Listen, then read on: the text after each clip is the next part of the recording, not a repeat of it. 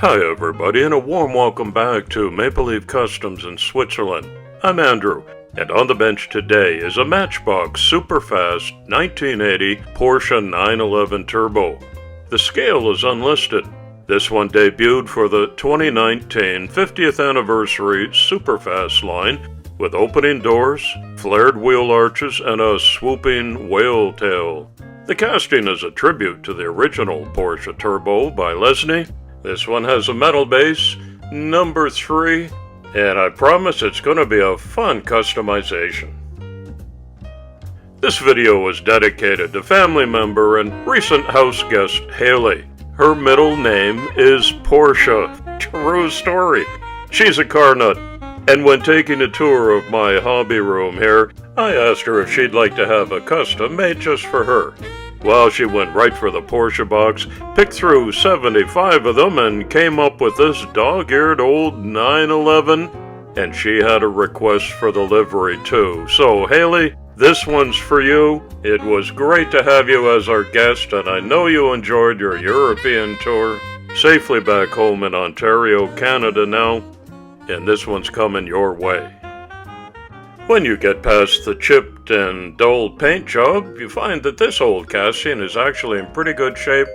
The glass needs to be refurbished, but it's not scratched or cracked, just real dirty. Oh, a little spider excavation. I'll clean up the base, and it's going to get some custom wheels today. That's one of the features of this video, so I hope you won't skip through the middle parts. Get all coffeeed up now, and let's see what happens to my all-time favorite car and Haley's, the 911 Turbo. First things first, it's off with the old worn-out red paint and those ghastly decals on the hood. That's not realistic, but to promote it as a toy, I guess that was a good marketing move.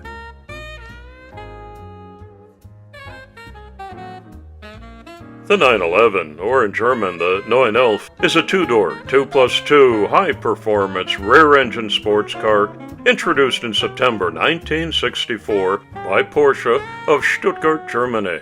It has a rear-mounted flat-six engine and originally a torsion bar suspension. The car has been continuously enhanced through the years, but the basic concept has remained unchanged.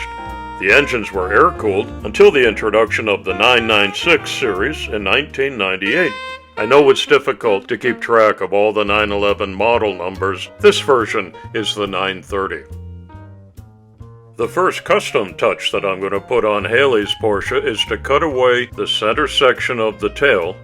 So I beeswax up my jeweler's saw blade, lock the Porsche in my bench vise for safety, and just nip away at that little bit to make some room for a custom-made twin-turbo flat-six engine to proudly display right out the back. In case you're new to the hobby, I show you all the steps that I take in a restoration or customization process, including degreasing and the primer stages, which simply cannot be eliminated. The end of the year is going to be here before you know it, and I've got lots of special Saturday video drops coming up. The 4 Horsemen build for October is the classic 55 Nomad. I'm taking on Mad Max's Interceptor with a Ford Falcon and Ken Block's Hoonigan. It's iconic car month. The Shelby Cobra is the 4 Horsemen build for November. There's a buddy build with Paul from Diecast Graveyard. You know he loves his gassers. And the last 4 Horsemen build of the year is the Super Silhouette Nissan Silvia. Each one of them is already underway in various different stages. Make sure you're subbed up so you can tune into all of these and not miss one. I had to grind away the axle cradles on the metal base to release the axles from these original wheels, which I'm going to do away with, but not before I take some careful measurements of the diameter and the width so that I can make a set of my own Fuchs-style wheels, which are period correct for that era of Porsche. Made some wide ones in the back and a little skinnier in the front. They came out looking nice. The 3D printers are getting better in quality and cheaper in price all the time, so you want to look at the options for your hobby room for Christmas time. printing your own custom pieces sure makes a difference. As you can see, I print more than I need at any one time. I use a chrome spray to glitz them up. And here's something I'm trying that's brand new for me.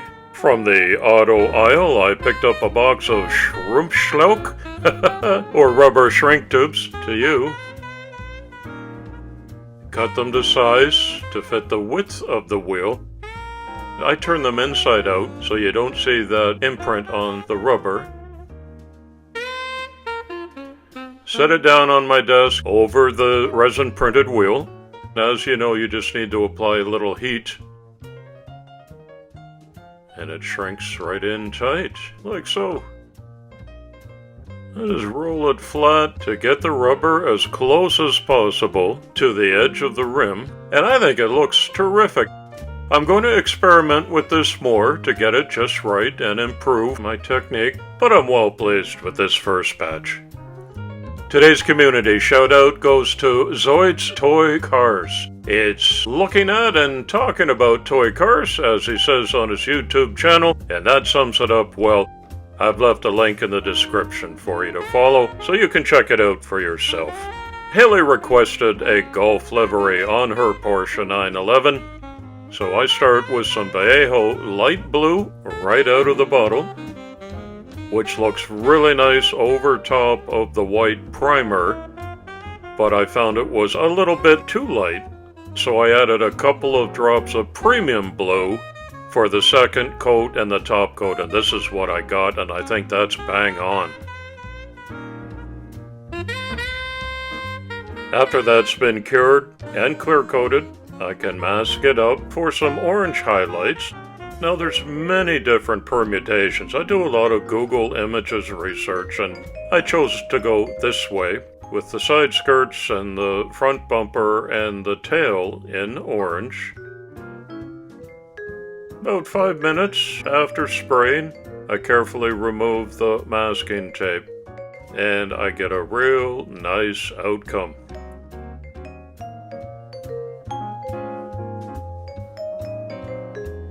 Time to add some custom decals. I've decided to go with the classic Porsche name emblem on the side. That went over both of the door openings, but I'm going to let this dry overnight before I take an X-Acto knife and cut that. Both sides are done. I printed the tail lights, the blinkers, and the reverse lights in decals. They just look a little sharper than my hand brushing.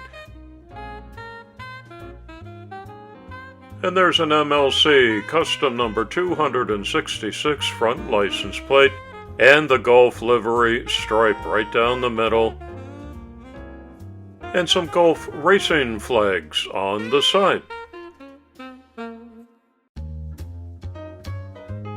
I took a standard engine that I found on Thingiverse. I took the blower off the top and I added 2 turbos down on the bottom, as you see, twin turbos, right and left.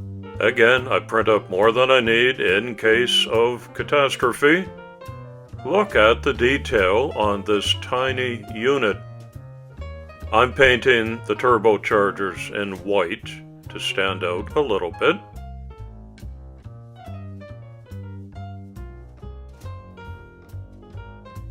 And some Nuln oil black wash across the rest. It'll find its way into the crevices and give it some 3D relief.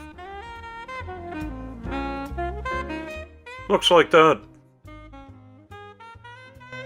I turn my attention to this old windshield from 1980, and my sanding sponges go from 320 to, I don't know, 12,000, something like that.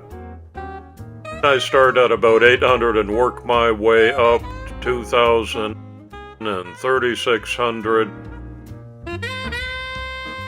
Then I'm going to hit it again with some 6,000. It's really responding well. Look at that, glistening under the light. Beautiful.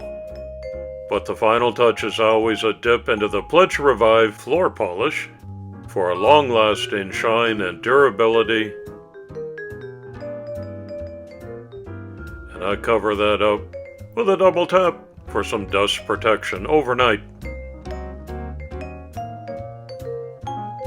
It's time to put this beauty back together, starting upside down with the glass going specifically in between those door hinges. I painted the interior black. There goes the refurbished metal base, which also got a matte black treatment. These are Phillips head 256 self-tapping screws going in.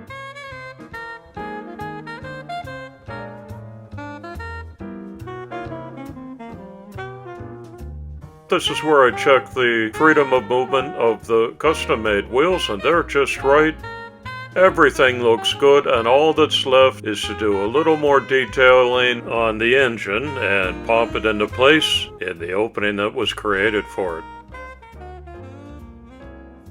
I thought it needed a fan belt, so I cut a very fine strip of black electrical tape. And you talk about a workout for these old eyes and big fingers. But with some trial and error and another cup of coffee, I get that looped around there the way that I want it to. Look at that. Sometimes you can print a fan belt on, but mine's the real deal. Let's have a closer look. I did black trim on the bumpers and the spoiler as well. There's my 3D twin turbo engine. I put some exhaust tips under the casting too. The door cards are black to match the newly painted black interior. That's important when you have opening doors.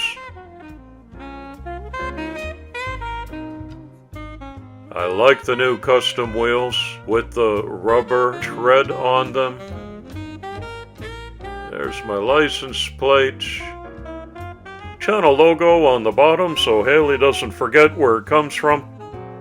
And one more look at the engine. It really was kind of tired out looking, and I was surprised Haley chose this, but that's her favorite model, and she saw the potential in it, and so did I, so there's how it turned out. In Gulf livery, with a custom engine and exhaust and custom Fuchs-style wheels. I think it looks terrific, and I had a great time doing this, Haley. I sure hope you like it too.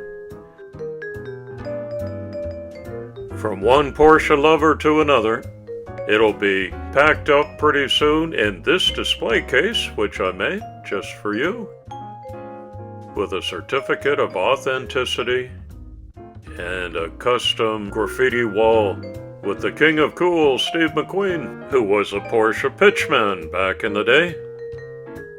Finito. I want to thank each of you for watching today and following along with my videos weekend by weekend. Come on back soon, and often. It's coffee time.